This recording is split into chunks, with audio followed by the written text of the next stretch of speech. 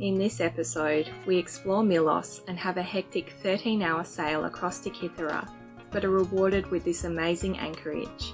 We then have another sporty sail around the Peloponnese, exploring Venetian castles along the coastline and what we thought was an abandoned lighthouse. We set off from Sifnos to Milos, dodging this squall along the way.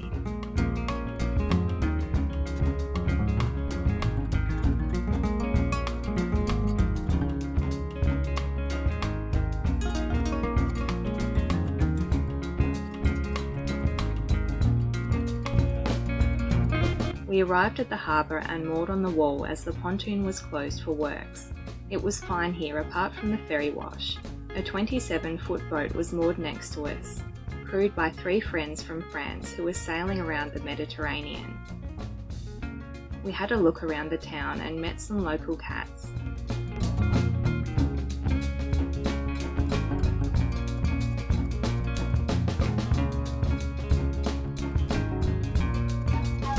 The next day we walked to Plaka on an old road through lovely countryside.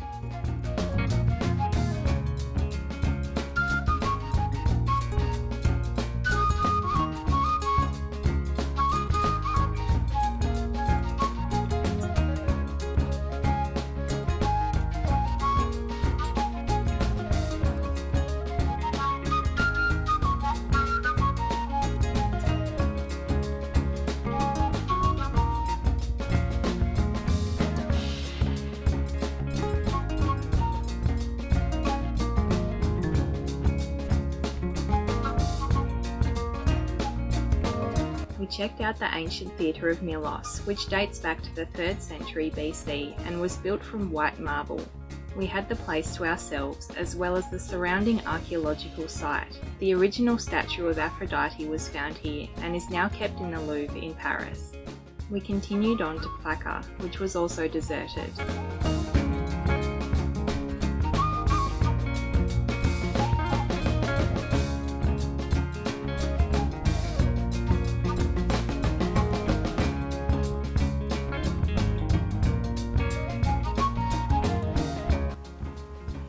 So Ryan's trying a prickly pear for the first time. I like to forage things. I don't know if this is in season, this one, or it's from last season. It looks alright. It's good colour. Bad,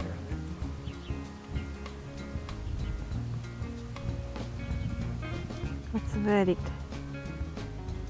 Not good by the look. It's got a lot of pips in there. Jesus. What's the flavour like? Meanwhile, have a look at the view. I've just sat here for like 5 minutes trying to think of what this reminds me of, this prickly pear, and it reminds me of pawpaw. And it's a similar colour as well. I don't have it very often. I've had it in like northern Queensland and Vanuatu, I think, and it reminds me just of that. But yeah, it's a nice flavour. It's hard to sort of eat it. One, because it's covered in spikes and it's just full of seeds in the middle, but it's actually pretty good. We walked up to Plaka Castle to enjoy the sunset.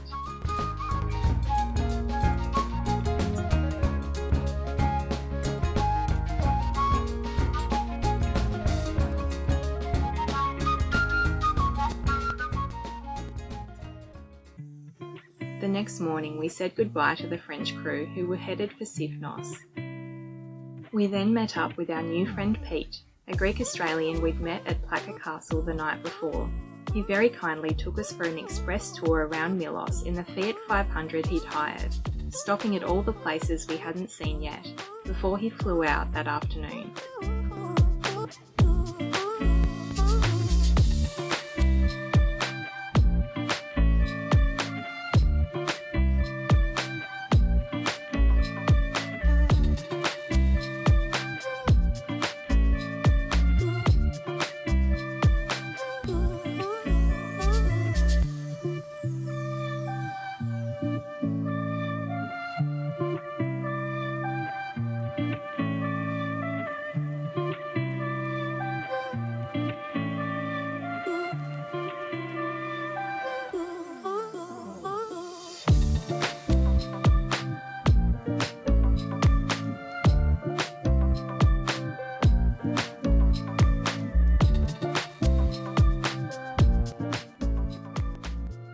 We were keen to get going to the Peloponnese.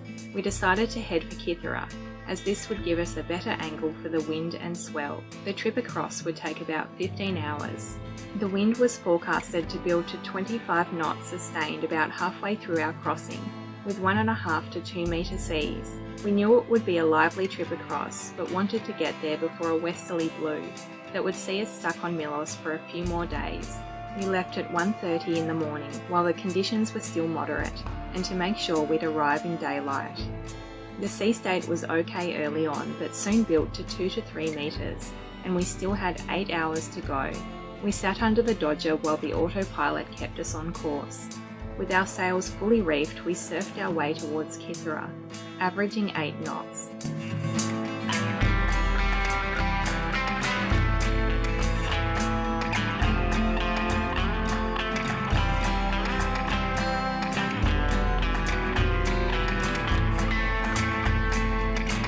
The Kythira Coast Guard radioed at one point to tell us that we were in a military firing practice zone and we needed to get out. The zone marked on the chart was over 20 nautical miles wide and we couldn't manoeuvre around it in the conditions, so we continued on. We couldn't see any military ships or planes, but were a bit concerned we'd be in trouble with the Coast Guard when we arrived. Luckily, nothing came of it.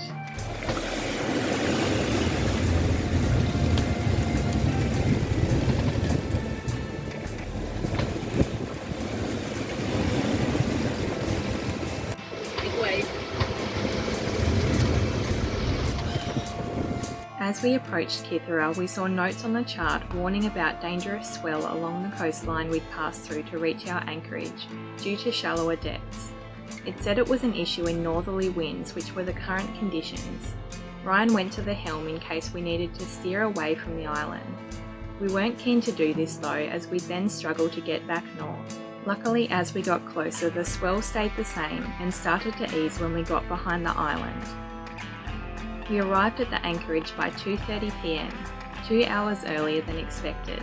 It was still pretty blowy, with the wind accelerating down the cliffs.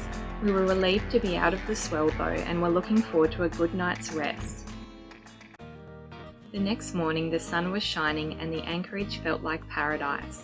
We walked up to the Venetian Castle on the hill, built in the 12th century. We'd just crossed the old Venetian trading route that connected Venice to northeastern Africa. We'd be following this route for the next 2 months as we travel north through the Ionian Islands and into the Adriatic, so we'd see many more Venetian castles along the coastline. In Capsali we came across a small church that had been built around a cave and went in to check it out.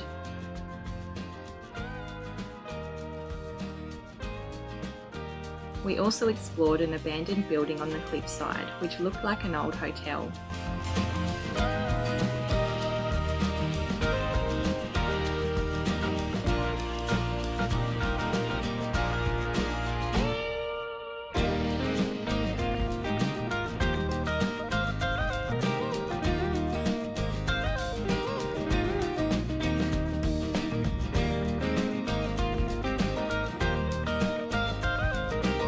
The next day we headed north to Elafonisos Island to improve our wind angle for our next big sail around the Peloponnese.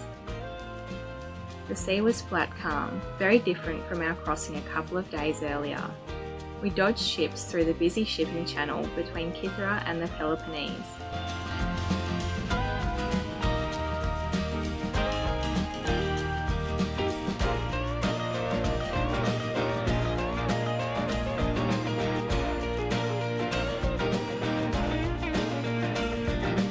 Elafonisos Island was beautiful, but it was still a bit too cold for swimming.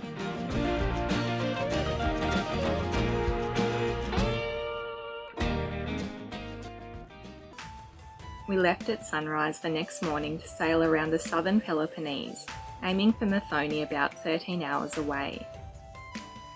We decided to do this jump in one go, as the anchorages in between wouldn't be sheltered in the forecasted wind. We're just going around the Mani this morning, that's the plan. So we'll be around there in about 4 or 5 hours, depending on how much speed we can get, and then we'll be going for our final destination. I think it's called Methoni. Fair bit of wind this morning, like 15 to 20 knots, and the sea state's actually really good. It's like less than half a metre at the moment, so it might pick up a little bit this morning. But once we get around the Mani, which is the big central peninsula on the Peloponnese, when we get around there, the sea state should come off again because we'll be protected from the land. So it should be a good sail. It's nice and early this morning. We want to get out of bed this morning, but we're on the water now. So we're just getting a little bit further south to improve our angle, and then around the Mani.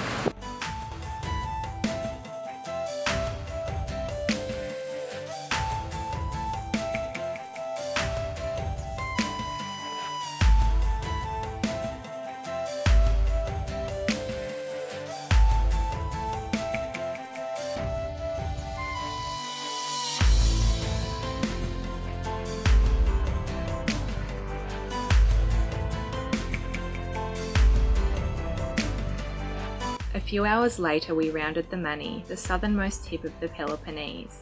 It's known for its rough weather and has been called a mini Cape Horn. Luckily we had good conditions as we passed by. We were then racing to get to the anchorage by sunset, as it's much easier to arrive in new places during daylight. We ended up making it on dusk and anchored just off the impressive Venetian Fortress, built in the 12th century. The next morning we explored the fortress.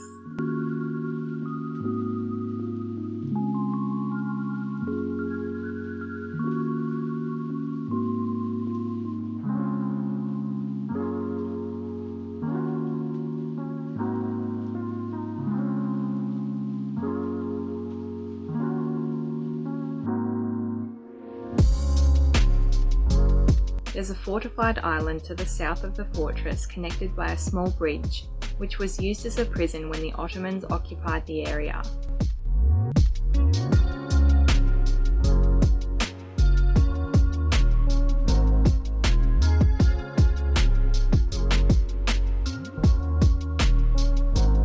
Underneath the fortress is a maze of tunnels and defence positions.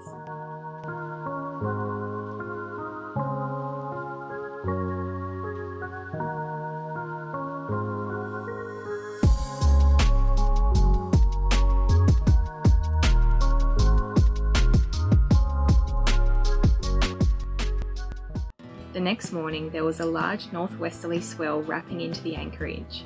We thought the breakwall would stop it, but that wasn't the case, so we made a quick exit and looked for a sheltered spot. Are in the south of the bay, 5 to 6 metres on a sandy bottom. The holding has been reported to be bad in places, so make sure your anchor is well dug in. We're going to have a calm night anyway. Recent reports suggest there is foul ground in the South Bay. A trip line is recommended. And that's where we were going to go, wasn't it? Yeah. Good shelter, although strong easterly send a swelling, and they can be gusts off the land with the prevailing wind. We arrived at Sapienza Island and luckily the anchorage was calm. We went for a walk to check out a lighthouse we'd spotted on the hill. Sapienza was claimed by the English during the Don Pacifico case, a diplomatic dispute between England and Greece which started in 1850. During this period the English built the lighthouse, as the island was just off one of the main shipping routes and there'd been many shipwrecks nearby. The deepest part of the Mediterranean Sea is just off the island, at about 5.2 kilometres deep. Unfortunately, the lighthouse was very run down with all the windows and doors smashed in. It seemed to be abandoned, so we went in for a look.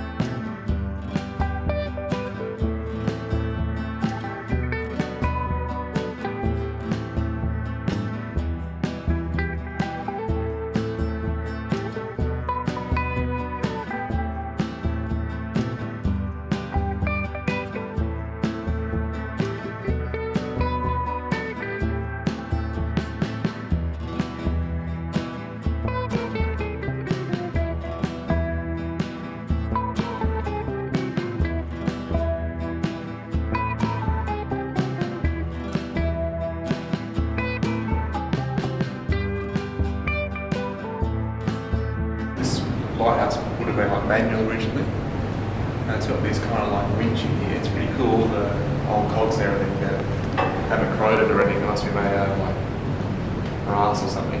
down the bottom there was like a weight, a great big weight. I reckon maybe what they used to do was they winched the weight to the top, and as the weight slowly dropped down, it probably turned the lighthouse. But then somewhere along the lines, it's gone to being like an automatic lighthouse, and there's all this electrical stuff here as well. There's this really old solar array outside, probably from the 90s or something. We assumed the lighthouse was no longer operating, so got quite the surprise that night when we saw it light up from the anchorage, and felt a bit creeped out. The next morning the swell had calmed down, so we headed to Pilos.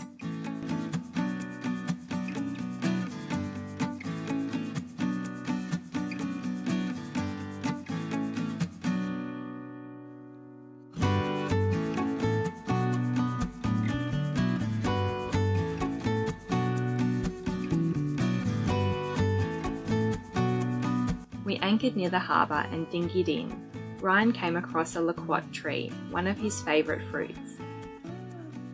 We then checked out some shops in town and explored the impressive fortress. This one was built by the Ottomans in 1573 and then added to by the Venetians when they took over in 1686. The Ottomans took back control in 1825, but were then defeated during the Battle of Navarino, when Britain, France and Russia intervened in the Greek War of Independence and destroyed the Ottoman ships in the bay's port. This area was used over the years as a market, a prison, and now the rooms are filled with artefacts found on the site.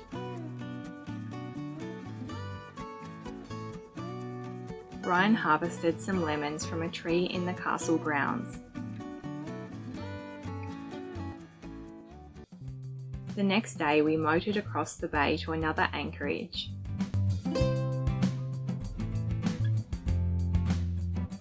We went ashore and walked up to old Neino Fortress.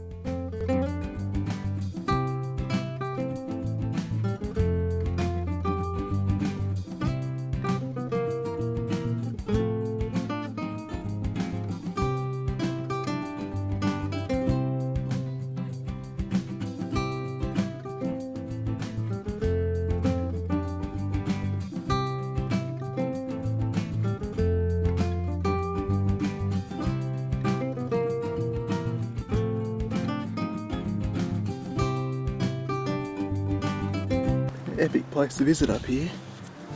There are mozzies. Look at my legs, they're covered in mosquitoes. Absolutely everywhere. You stop and they just swarm all over you. Emily and I have got bites all over us, all over our hands and our bloody arms and legs. It's unreal. There's this really big lagoon behind that beach there. I reckon that's maybe freshish water in there. So maybe they're hatching around the edges of that or something, I don't know. There was a bit of rain the other day. But it is an amazing spot. We just walked through the castle. And this time of year, all the vegetation's all full of flowers, and yeah, it's amazing. So there's heaps of life at the moment. We left the next morning, checking out this impressive super yacht as we went past. Yeah, yacht charter, 81 metres. Take 12 guests, 7 cabins, and there's 22 crew. So there's 10 more crew than guests. And 1 master, 1 VIP, 4 double, and 1 twin. So it's a Dutch pedigree super yacht. Modern, sleek design, unique matte black hull. You'll be in for a treat from the moment you step on board. Features include a helipad, beauty salon, movie theatre, spa, elevator and gym. Air charter rates and destinations per week plus expenses, whatever expenses are. So it's 925,000 euros per week. That's a lot of money. Yeah. 1.5 million. Puts into perspective, like you see them out there on their jet skis and their kiteboarding, you think, oh, that looks like they're having a good time, but they'd want to be for 1.5 million a week. And it's like, oh, they don't stop doing activities, do they? But like, they're trying to get their money's worth. So I'm just working out how much fuel it burns. Fuel tanks on board, 177,000 litres. And it says they can do 5,000 nautical miles on that. It works out to be just under 36 litres of fuel to do 1 nautical mile. In the meantime, our engine reached its own milestone, having just done 1,000 hours. It's pretty good on diesel compared to the super yacht, using less than half a litre per nautical mile, and we sail as much as we can anyway. Next time, we complete our lap around the Peloponnese and arrive at the Ionian Islands to enjoy some of Greece's most beautiful anchorages with no other boats.